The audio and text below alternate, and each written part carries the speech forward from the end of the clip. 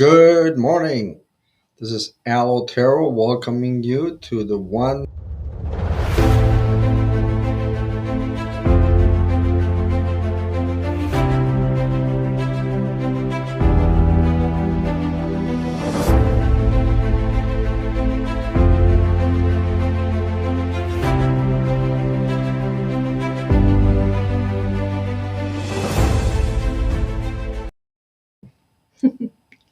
We're live, Maria.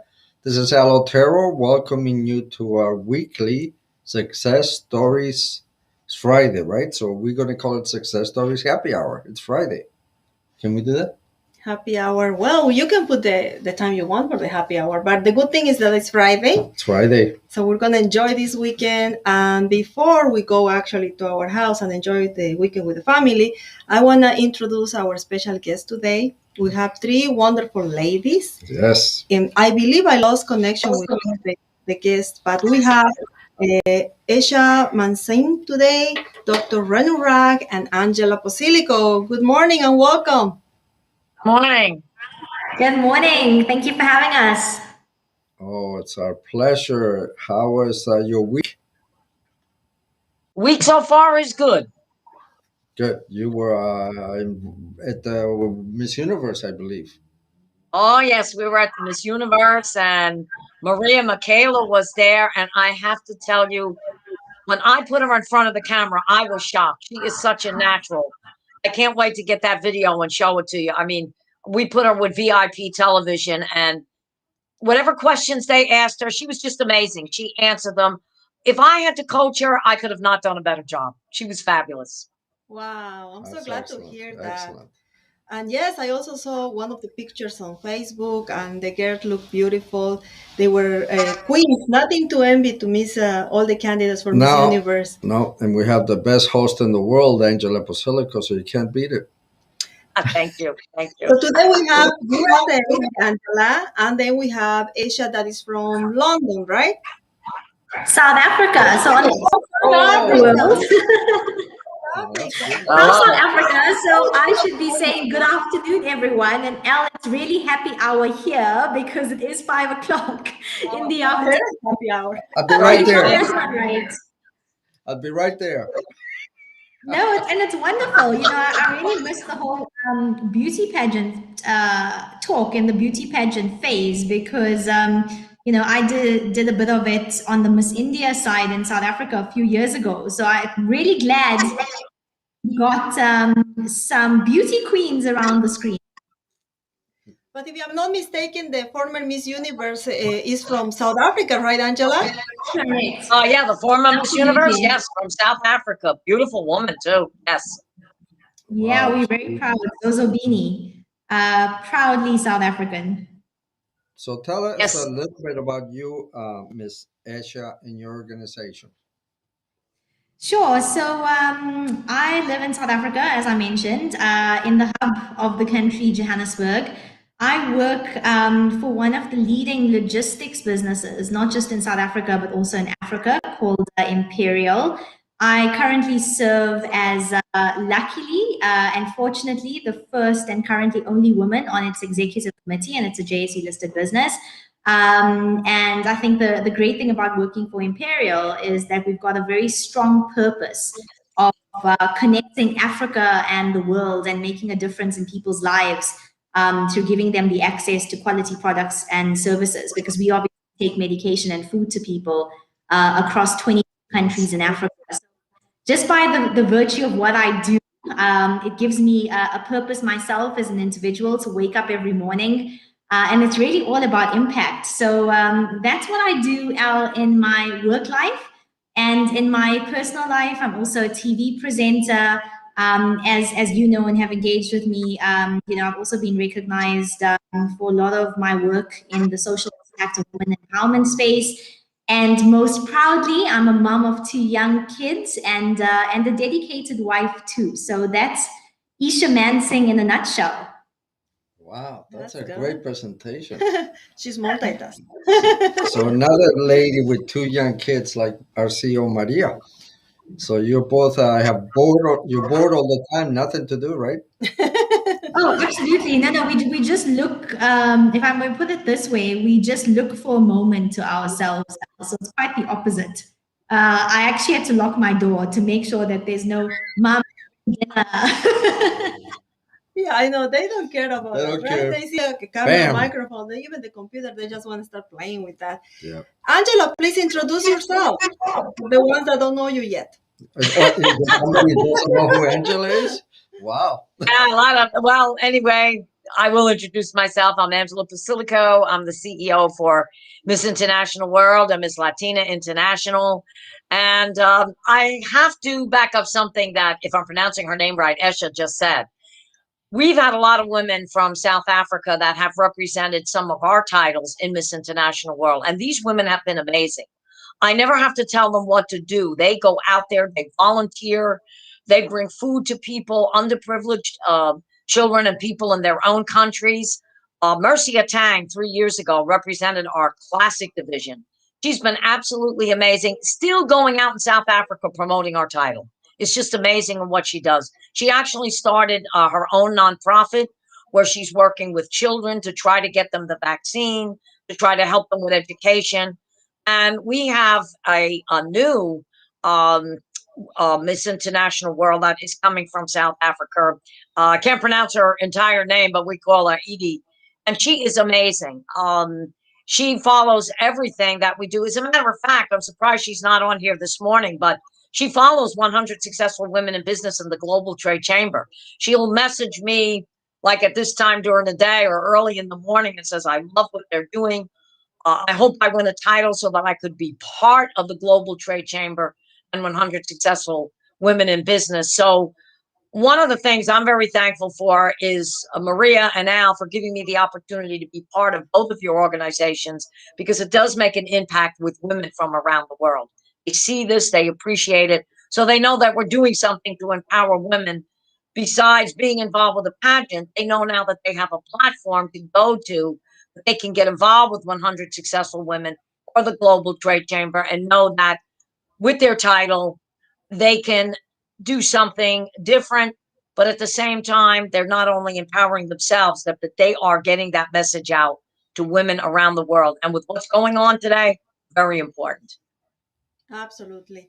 And also want to mention Dr. Renu Raj. She was with us. Probably something happened with the technical issue. But also she mentioned about the lockdown in London. I got confused with Isha because Dr. Renu actually is in London. And she was mentioning something about the lockdown and Yeah. that she has to leave early because she was doing a video from work. Yeah. So And it's a crazy time. I mean, we talked to the state of Florida yesterday, and they say a lot of the events they had scheduled around the world have been rescheduled again for Yep. next year. So it is a crazy time, and we're lucky to be able to communicate through these mediums. So yes. now we have new friends from all over the world and incredible ladies, and I'm learning something every day from a lady. Good point. Angela, Good point. we know that you are from US, but New exactly York, New York, right? Tell us more about that. Tell us where are you from originally, where you were born.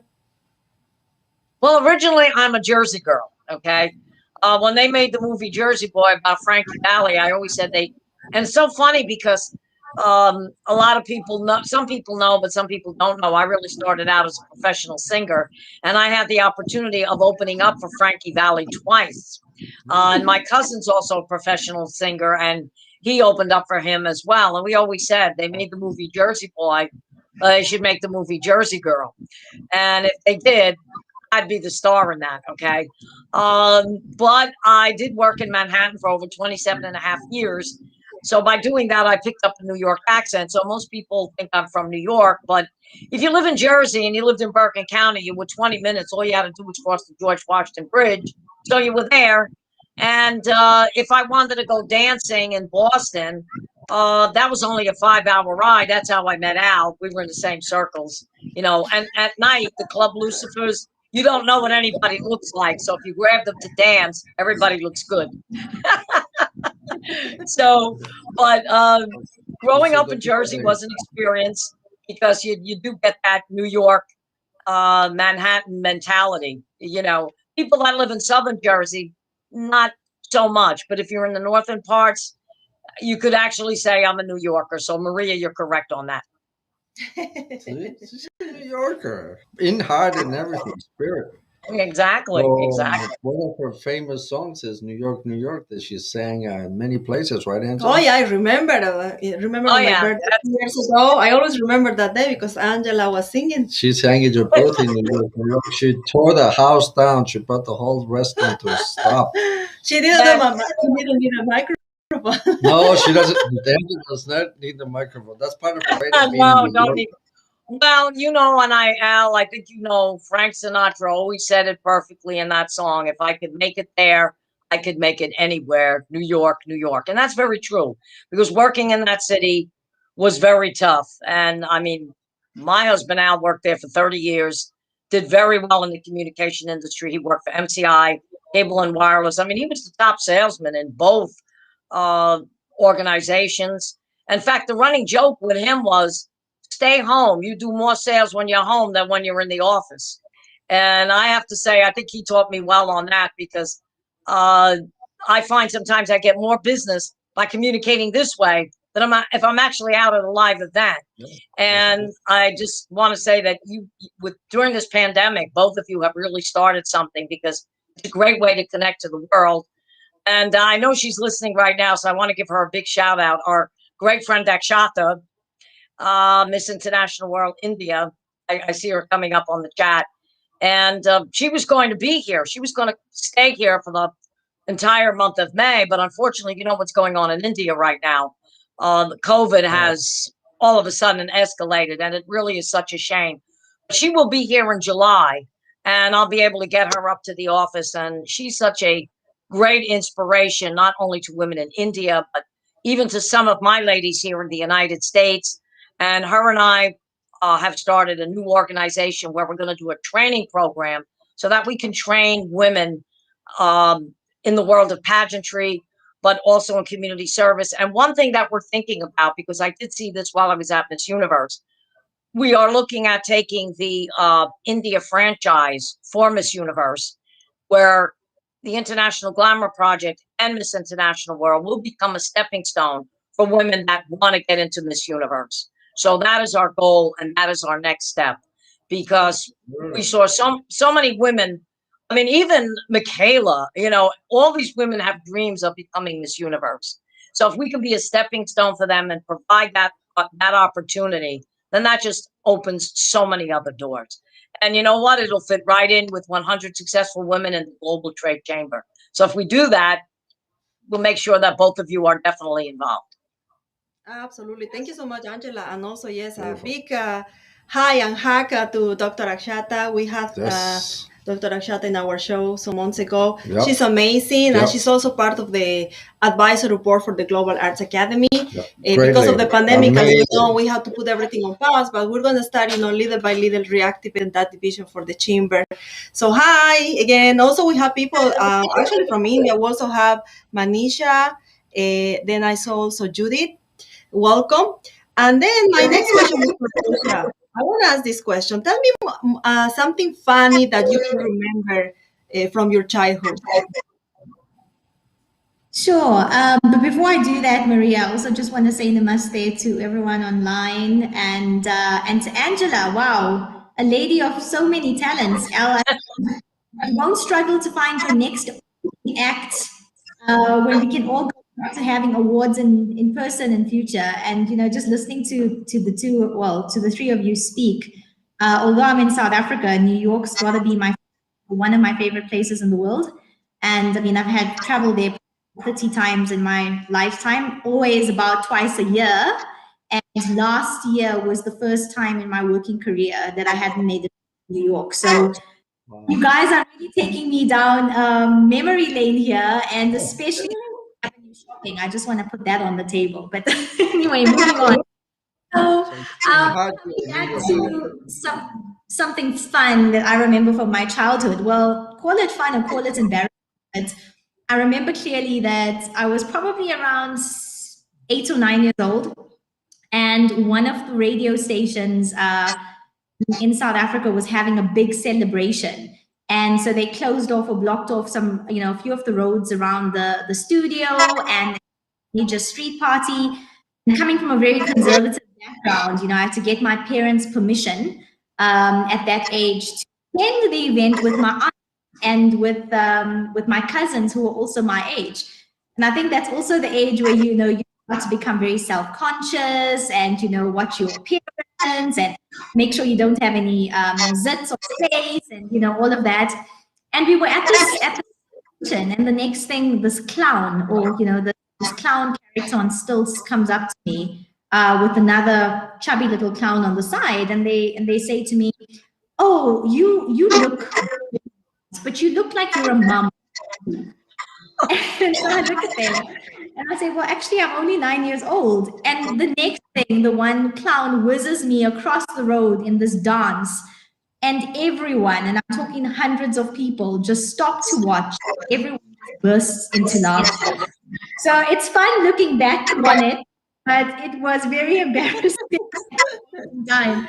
So much so that almost 25 years later, memory is still etched very deeply. So yeah, it's certainly fun for the audience, a bit embarrassing for me, but looking back, it was one of those memories I'll treasure forever. So Oh, wow. dancing with a clown. That's like amazing. I It love happens to it. the I love it. best of us.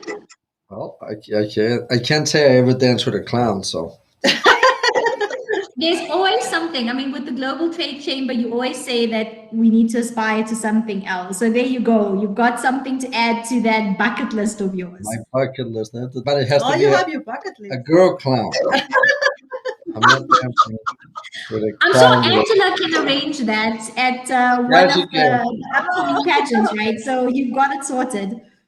Hey, a clown pageant. I love it.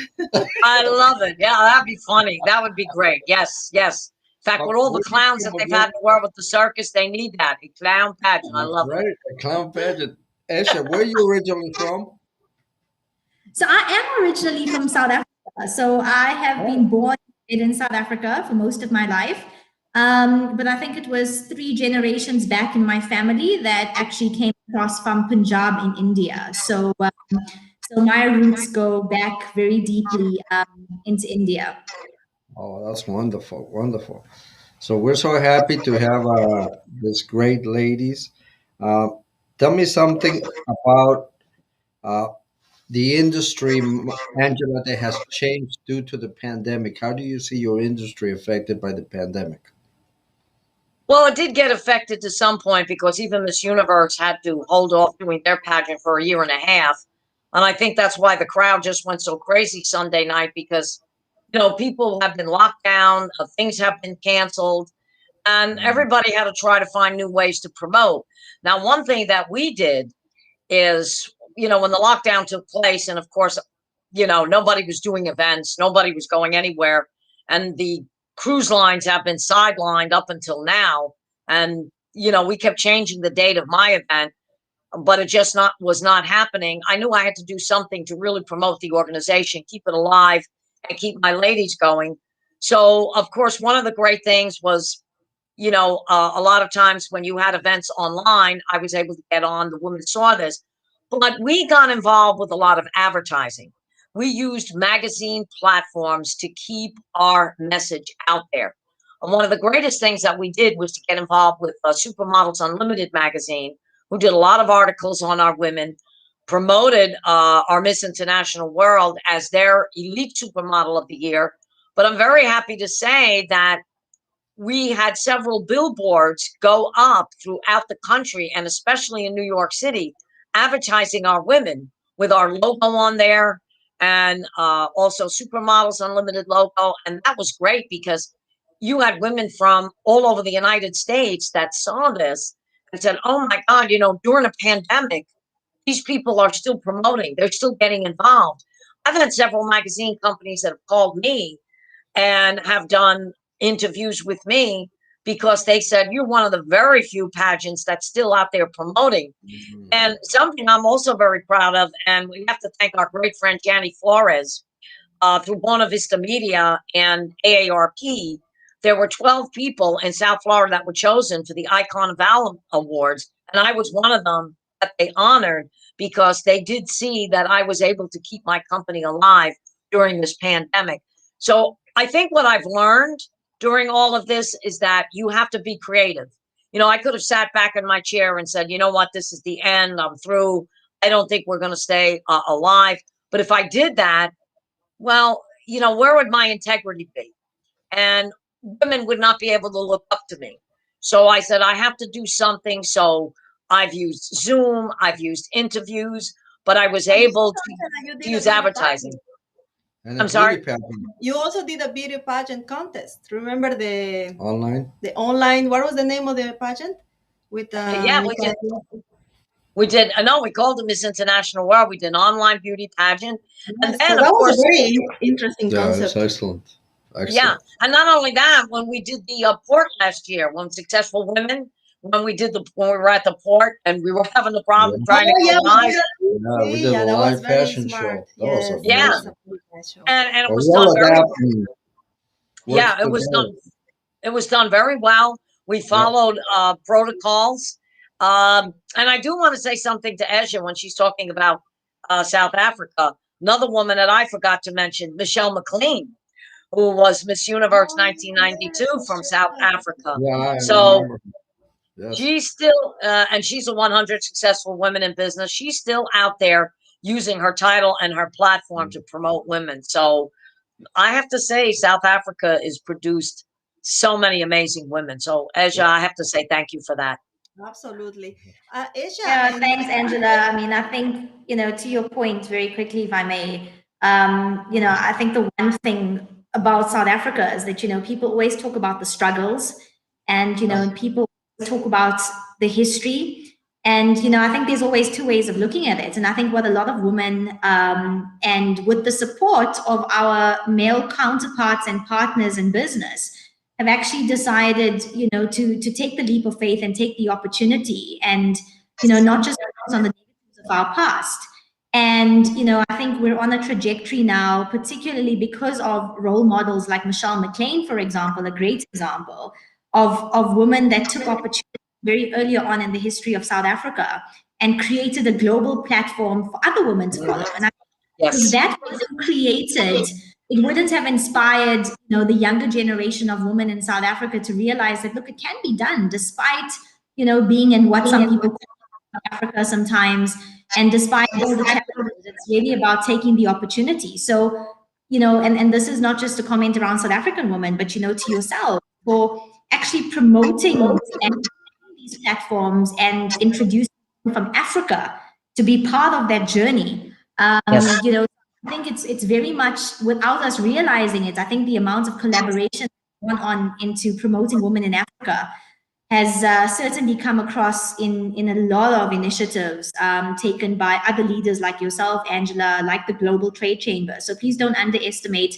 the impact that you've had, on creating that impact on the women of Africa. So thank you. No, thank you. I mean, the women from South Africa have been amazing. And Alan, Maria, I have to say, you brought a lot of this out. So women around the world are looking at this. And I know eventually we'll go back to live events, but just doing these things every week is, I know I find it very inspiring. I've listened to all the women that you've had, even that one young lady that's got the McDonald's. I mean, she's got several of them in a pandemic. Has been absolutely amazing. So this is definitely a great platform. Yeah, that's only because of you guys. We do it for you. And Maria was the inspiration behind the 100 successful women. So I'm following her. 100 successful women and one guy. Well, that's for sure. Esha, I was going to ask you about the pandemic. I know that you're involved in the logistics. How the industry has been impacted with the pandemic?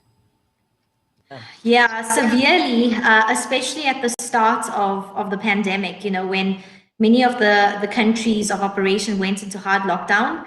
And I think that was difficult because, I think that was when we basically found the impact at the cold face of the businesses. But that being said, I mean, because you're in logistics, there's a certain element of resilience because, it's been deemed as essential services. And, looking at our business, Imperial, for example, and I mentioned earlier, we're involved in primary services in terms of getting medication and food to people. So I do think, in terms of the resilience of the industry, I think that was why we continued to operate during COVID. But that being said, it was a very difficult environment, even if you were a business that was lucky enough to continue to operate, because everyone was caught on the back foot. Whilst you want to still continue to serve your countries of operation, you had to also ensure that your people, so your employees, were kept safe. So your drivers and the people at the warehouses that kept the wheels turning to make sure that you also put their safety, ahead of business.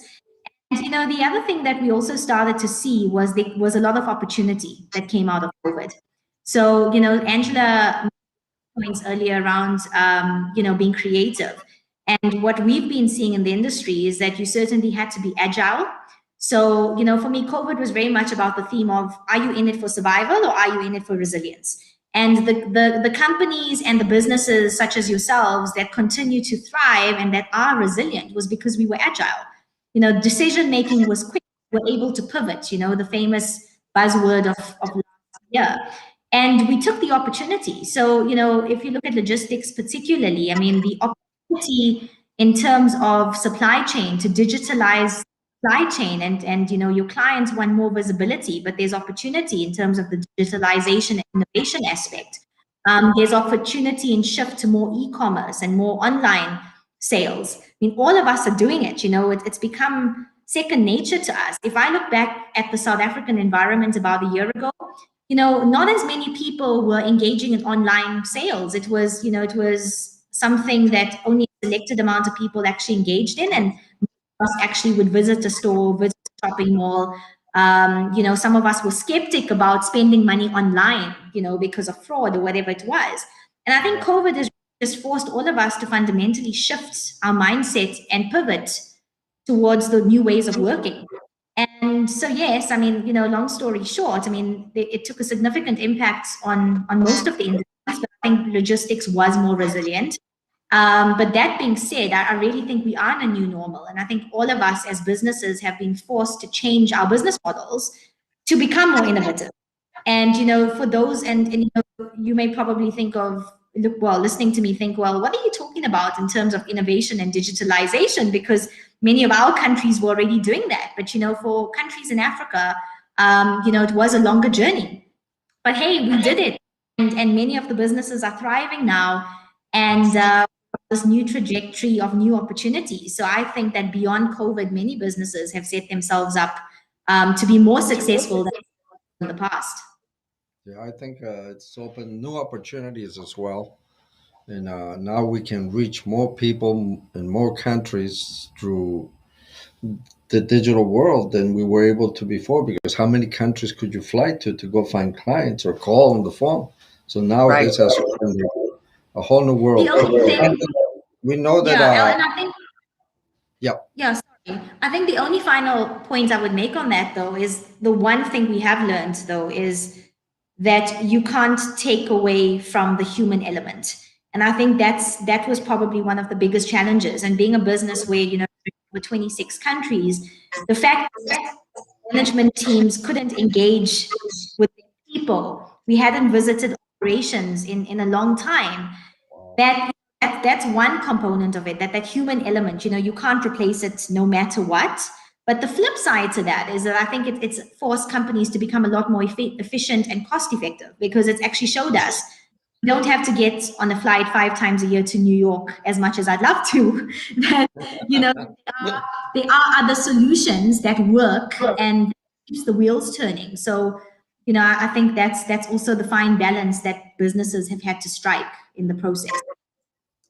since we have a lot of viewers and people are going to be viewing this from all over the world, Angela, you've been working with a number of countries for several years now. What would you see uh, is some of the protocols that people need to think about when they do business with the U.S.? What do you think are some of the unique things that we need to watch for? What's some of the protocols? Well, I think some of the protocols that we're going to need to watch for is, basically like what we're doing now. I think Esha said it very correctly, that one thing that with COVID that I've learned that, and is that you cannot take human, as I always say, human error, but you cannot take that out of anything. People, if you've got a mindset, you are going to survive. And I think you're going to see a lot of countries do business this way. I was just listening to something on the news this morning, and it is unfortunate. They're saying that because of the extra benefits right now with unemployment, that people don't want to go back to work. Well, you could say part of that is true, but a lot of that is not true because there's a lot of companies that couldn't survive. So now people had to reinvent themselves. So a lot of people are trying to do that. So I think the protocol now is going to be basically what we're doing here is doing more online. As Esha said, we'd love to take a flight to New York 5 times a year or to California, but that may not be possible. So I think the new era and the new protocol of doing business is going to be online because we can connect the world in one call, one stream. We can connect everybody and we can share ideas and we can still keep business going. Yes, I mean there are times where you have to go face to face with a person or a group because let's face it, there's nothing like doing a live event. But I think with the technology today, everything has become with streaming and with the type of events we're doing here, everything has become fantastic. It's almost like you're sitting next to that person. So I think the new protocols that we're going to see from all the companies is to be doing business this way, and it's going to keep things alive. You're going to be connecting more and more people around the world, and I think it's going to provide more opportunities for businesses and for individuals alike. That's excellent. Yeah, like you said, I believe that all this pandemic, which is a terrible situation, is worldwide disaster. Yeah. We always need to see the opportunity behind. And one of the things that I see is like both of you mentioned is the technology and the opportunity to connect globally now through the technology. Like now we're doing this interview. Actually, you should be here in our studio, but we're doing a video conference basically, right? That's what we're doing. And now, thanks to the technology, we can communicate with every part of the world. One of the reasons also that we do all these activities, global activities as a Chamber of Commerce and of course as a Women in Business is also to have the opportunity to connect with business people worldwide and to learn more about how to do business with those countries. One of the countries that in the recent years I have been very active in several sectors, not just the beauty, is South Africa. Yes. So we definitely would like to also hear more about how to do business with South Africa, especially you, Esha, that you are involved in the logistics. I'm sure there's a lot of regulations to bring products there. Yeah, I mean, Maria, again, it depends on the sector, but I think, South Africa, as is involved in various international relations and agreements, etc. And I think, it's always been positioned as being one of the economic hubs in Africa, and in one of the more developed countries in Africa. And I think just by looking at its track record in terms of the alliances that it's had with various countries across the world, it is one of those countries in Africa that opens its doors particularly to doing business.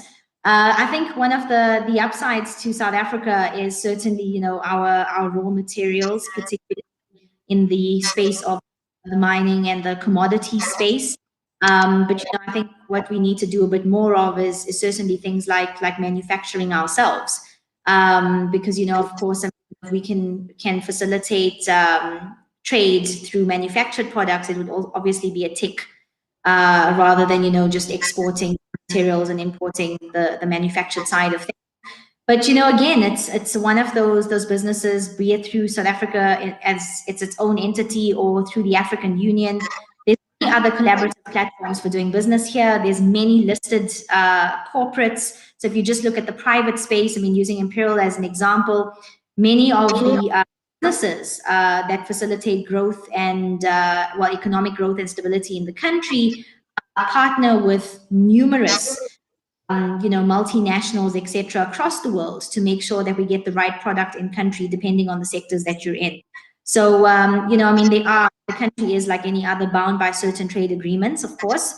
But with regards to large multinationals, particularly in the consumer and the healthcare sectors, for example, many of them are already doing business in South Africa in Yes. partnership with corporate. So, it is one of those countries on the African continent where there is a great foundation for business in place.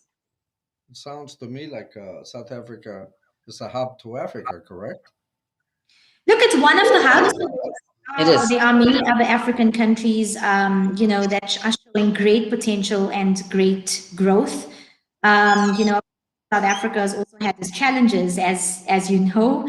But that being said, I think it has been positioned very, very strongly. But watch the space, because the rest of the African continent has fantastic potential, which is why a company like Imperial is operating in Africa. And I mean, there is a perception that Africa comes with a lot of risk, and people always refer to Africa as a continent, but I can almost assure you that every African country is different in terms of ways of working, ways of doing business. Yeah. If you look at the likes of a Nigeria, for example, one of the largest economies with one of the largest populations in the world. I mean, look at the opportunity such a country may bring. I think that businesses want not to be in Africa. But they kind of weigh up the risk in terms of, is it a risky market or not? And that's where they probably look to partners that are already doing business in Africa to help them increase their footprint on the continent. And that's probably another way for businesses outside of the continent to have exposure into Africa. Yeah, what you said, Aisha, Yes. is very important, because when people want to do business with other countries, especially regions, I will say, they assume that all the countries are the same because they are belong to the same region. Like several American companies. Sometimes we have a day-to-day calls from American companies that are trying to explore the opportunities to do business with other countries, and they say, "I want to export my product to Latin America," and then we say, "Oh, great, great! But what country?" And they say, I don't know, I mean, just Latin America. But Latin America is huge. So you really need to understand So more about the culture, the country, the economy, where Exactly. exactly you want to go, right? And in this particular topic, I think Al is the expert. And I'm going to ask this question actually to Al. What are the things that companies should avoid to bring the product to the American market? Right. well, people don't realize that the United States is 50 different markets. Each state Yes. is different from another state. You try to do business in Florida, it is not like doing business in New York. Or you go to Exactly. California, it is not like doing business in Ohio. So people have to understand the different markets within the United States. That's one thing. Because you say, I want to import to the United States. Where do you start? And how do you eat an elephant? One bite at a time. You can't eat the whole elephant at once. It's the same principle. If you don't know, if you have Hispanic food, the last place you want to start is in Ohio to sell your Hispanic food. So you have to look at the. Does that make sense? Yes, it does. It Okay. does. Total. So, Total. so there are different markets. Mexican food is incredible in Southern California, but it might be as popular in New Hampshire. So you have to really see a market study. The key to entering the United States is doing a market study and finding a partner here that can explore where you should start. Unless you're Coca-Cola and have billions of dollars that you can just go all over the market, you're going Right. to run out of money real quick. Same thing as Africa. You have to know what countries are going to be good for your product or service. Latin America is the same. It's worse because there's very little communication within the countries in Latin America. So it's even more complex. So having a partner like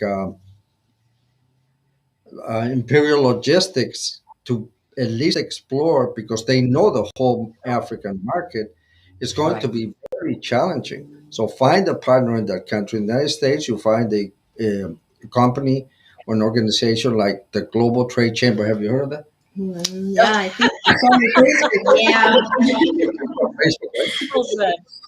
We will help find the markets. We have relationships throughout the country in government of agencies that we work with. So it is possible, but you have to be wise. You can't just come here and say, I want to import to the United States. People tell me that all the time. Yesterday, somebody said, I want to bring this to the United States. Great. Where do you want to start? Well, what do you mean, where do I want to start? So you have to be realistic. You have to have a person that's already connected throughout the region where you want to do business and take their advice, because you can't just talk to a local lawyer and think that he knows everything about logistics. They don't. The first people will call it lawyer. I want to open an office in Miami. So they don't have the knowledge of logistics, import, export, etc. and also No. you need And to. El, I remember this, and this is a funny story just to share with From you. your childhood? We have this, well, I don't remember too many funny stories from my childhood, but this time we went to a conference in Atlanta, Georgia. I always remember because after the conference we said, okay, let's go and eat something. So we go to this, the usually Isha here in US. I don't know Angela, but it's very popular the Mexican restaurant. So you wanna eat? Oh, Yes. let's go and eat Mexican food, right? So we go to this Mexican restaurant. Everything it was about Mexican food, but all the decoration, the music, and the environment, it was pop music. So it was Yes. completely different. And people, it was even before we enter, there was a security guard, and they were reviewing They're everything. checking for guns. That was So a lot of the rappers ate there. A lot of the people from the hood worked at the restaurant. So Oh we my were God. like in the twilight zone. The food was good, but but we very were good. just, it was very And I good. mean, still a very nice environment. But my point is that how they combine Mexican food with With soul music and exactly. So the Oh rap, my combination. God. unbelievable. They even checked us for guns at the entrance. Us. Well, I Oh mean, Jesus. But it, and El, the point that you made earlier, and I think it's something that we've learned, is it always is about local relevance. When you're trying to build a partnership in country in whatever shape or form, whether it's through business or whether it's through relationships, you have to, as you pointed out, that you have to make sure that you do what's right for the local market. And I think the other big trend that we've been seeing is that it's not just about doing business and about making money and multinationals going to various countries to expand their footprint, but it's very much about a focus on from all parties on the whole environmental, social, and governance space. It's gone are the days where big corporates can go into a new country or new jurisdiction just to make money and take out the profits. I mean, you have to contribute to the development of either that community or that country in some shape or form. Otherwise, you won't be allowed to do business. So, and yes, it's costly because it costs you to invest in a country or community in some shape or form. But the whole world is moving in that sphere. Everyone has to be a responsible citizen, whether you're a corporate citizen or individual citizen. You have to give back. And so that fundamental shifts moving from just making profits and making money and expanding as far as you can go is really now also being, people are being beaten up, for a lack of a better word, to also invest in their people and in the communities and in the planet. And for me, that's a big plus because it's not just about money anymore. no, so I think one thing that's come to light lately is social responsibility from corporations. Yes. And we see that. We see that here locally happening, that we have people like Maya with the McDonald's and all the Oh, things they do for their employees in the community. It's mind boggling. amazing. We don't even realize it. Talking to Maya, we learned a lot about the social responsibility of McDonald's and all the franchisees. So that is the future, is you have got to have a vested interest in that community before they even open the door to you. Very So it true. is a huge, huge shift in doing business. I remember years ago, I think it was in Bolivia, that the McDonald's and Burger King tried to go into the country. well, it was McDonald's, but they failed because the market. I mean, once again, we talk about knowing better the market, the culture, the economic factors, and all of those factors that are very important. They failed because it was too expensive. Everything was imported. from US, and the final price for the consumer, it was too high. That was one of the reasons. But yeah, definitely what you're saying is very important to Very understand important. more about the market. It's not everything about money, but No, also the social social responsibility. responsibility is huge. Angela, tell us some tips that we can learn and we can implement every day to achieve goals in life. Well, I think one of the things to achieve goals in life, and I've said this before, promise what you deliver and deliver what you promise. Okay, set your goals, and I tell people all the time. I mean, I have so many people that contact me, and I tell them, I say, look, I can do this. If I can't do something, I will tell them straight out. You always have, honesty is the best policy. And if I think I can do something, I'll say, look, I will give it my best shot. I'm not going to promise anything, but if it works, sky at that point is the limit. And just recently, I did not know that how this was going to happen, but I teamed up with a company called the Kalen Communications, which put my press release out on the market, and it was picked up by 23 different television stations and magazines, and CBS and NBC was one of them. I didn't know where that was going to go. But now I have all the links that I can actually put it out on social media and say, okay, you know what? This is one of the tips if you're working and still in a pandemic environment, that you can get your point across. If you've got a strong platform, get to the media. You never know who's going to pick it up. I had no idea that all these people would pick it up. And we just made the cover of Model on a Mission. So I was very happy with that. So that are the tips that I could tell everybody. Promise what you deliver, deliver what you promise, set your goals, and go from there. And what I want to say to Esha and a lot of people that are listening, one of the things that I have learned, especially in the world market, so many people get very misconstrued when you talk about Nigeria or South Africa. They don't always look at it. They think it's so way on the other side of the world that how can you do business?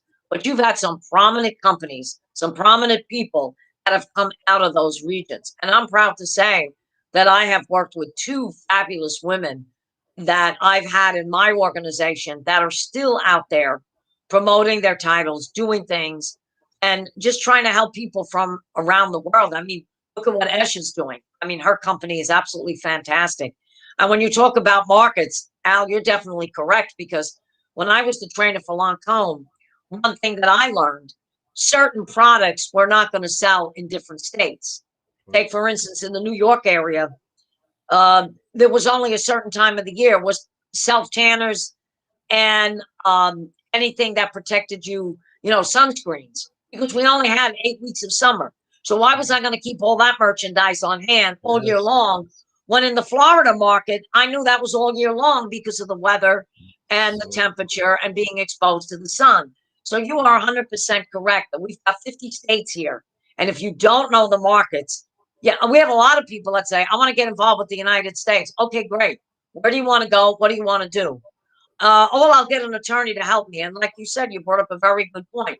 They do not know the logistics. So going to somebody like yourself or Maria with the Global Trade Chamber can definitely help these companies get started, because you know the markets and you can tell them, look, I think this may not be good in the United States, but it might be great in the Latin markets. So this is a great opportunity.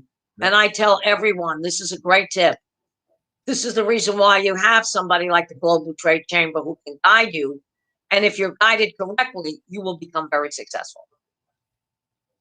that's excellent wisdom. I learned Awesome. it from you, Al. No, no, no. I just work here. Uh, Let me ask Esha, so give us 3 tips to achieve your goals. The first tip I would say is be empathetic. I feel that there's many of us, and together with empathy goes authenticity, right? So I always like to say that our journey might be ours, but it's definitely not ours alone. And in any journey to success for any one of us, you always need people, you need support, you need um, supporters, you need opportunity. And so through your journey, always be empathetic. And I always find that empathetic leaders are usually those that are that are successful whilst being authentic and true to yourself, which goes without saying. The second tip I would like to say is that, as part of our successes, we should also make an impact, and that, then just makes our successes 10 times more. Now, I always say that, the world is in so much need that any impact we can make as an individual, no matter how big or small, will go a long way. So always remember to make your impact. And, and I think the last thing for me is really about confidence. It's about believe in yourself, and sometimes I like to say is fake it till you make it, because when things come your way, if you you may not believe that you can achieve it, Oh my but God. have confidence in yourself and have confidence in your ability. So in summary, empathy, impact, and confidence are my three factors that I find contributed to my journey so far. Wow. Well, you don't have to fake it anymore. You're already there. You've done well. I'm still on that journey, Elle. Yeah, but you've done it excellent. Both of you have done a phenomenal job. That's What? why they are successful women in business. Huh? Oh, that's why we have the show. Now I know why we're doing this show. And not only that, they are also being featured on the book, just in case. I think that Angela can tell us why people should be in the book and get the book. If you are in business, you need to be in that book. There's an old saying, if you're in business, you have to invest in yourself. And who better than investment is when you do it for yourself. But you're not only doing it for yourself, that's a way for other people to read your success stories and to empower them to want to be in the book.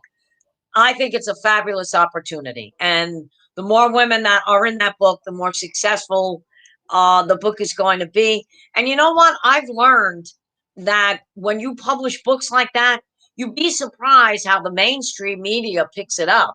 Right now, there is an organization called Know Your Value, which is run by Forbes magazine and a woman on NBC called Amika Brzezinski. She's married to Joe Scarborough, and she's on every morning on Morning Joe. Somewhere along the line, she's going to pick that book up, and she's going to want to start interviewing all the all the women that are in that book, and feature them even on Forbes. So this book here is going to become highly successful. I encourage every woman that's out there that's in business, you need to be in this book. If you're not in this book, you're not getting your word out. Plain and simple. Wow. I think you should do a commercial for us. You know, I have been recently, you're going to laugh. I've recently been asked to write a book, to do a commercial. And I was also offered through the local media here, which is an affiliate of ABC, to have my own talk show. So it's funny you should say that. Wow, that's amazing. That's why she's We in have the a book. surprise for you, Angela. Yeah, we have a surprise for you. Oh, okay. I Anyway, love surprise. now we're going back to South Africa, and being an international women book. Tell us how you see it can impact the lives of women all over the world. Yeah, so look, after Angela's sets a very tough act to follow, but look, Not really. so I I don't know if you're agree. going to let me make a commercial for you, but I'll try. Look, I think that, having looked at, some of the previews that's been posted to social media so far, when we sit in our various countries, and sometimes, in our provinces or towns or cities, we have a very limited horizon or view of what others are really capable of and how they impact us in our stories. And, for me, just reading about so many phenomenal women in the world, it's not just about creating the sisterhood, but it's really about understanding the collective impact that women have had, not just in my country, but in so many different spheres of lives. And I really find it empowering and motivating, to go back and listen or read about some of these stories. And what it also will teach you is, apart from offering you extremely valuable tips on, the key to success and how other women have achieved it, I think in addition to that, it makes you realize that many of us have followed very similar journeys despite our backgrounds and despite, the businesses we come from or how old we are. And for me, there's almost a sense of pride about that. It's that even though there's Esha sitting in Johannesburg, South Africa, that she can connect so closely to somebody as amazing as Angela or Maria or even Elle. Or I know you'll have a message. So, so it's really about connection. In addition to being inspired, and also using the opportunity to share your journey and your learnings with others in hopes that they can learn from it. Yeah, it's a unique opportunity. One thing that Yes. we talked to one of our ladies some months back was about the legacy and lack of women mentors for young women coming up.